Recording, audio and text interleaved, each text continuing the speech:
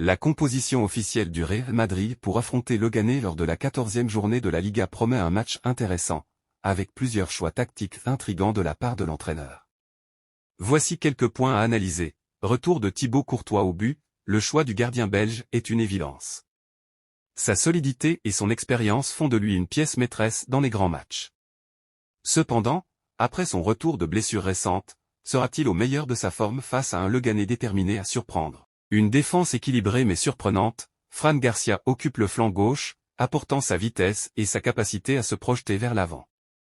La charnière centrale avec Rudiger et Raúl Asensio mélange l'expérience et la jeunesse.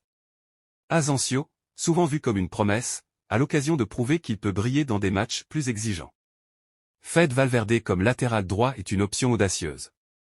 Connu pour son rôle de milieu polyvalent, son positionnement montre la flexibilité tactique de l'équipe. Mais est-ce un choix ponctuel ou une stratégie pour contrer un ailier spécifique de Leganés? Un milieu jeune et technique, Camavinga et Bellingham forment une paire incontournable. Leur énergie, leur vision de jeu et leur capacité à casser les lignes font d'eux des piliers du milieu madrilène. La présence d'Arda Güler et Dani Ceballos ajoute une touche de créativité et de dynamisme. Le duo devra assurer un équilibre entre la construction offensive et le soutien défensif. Une attaque de rêve, Vinicius Junior et Kylian Mbappé en pointe, c'est la garantie d'un spectacle. Leur vitesse, leur technique et leur capacité à débloquer des situations difficiles les rendent imprévisibles. Le défi sera de bien coordonner leurs mouvements pour éviter qu'ils ne se marchent sur les pieds.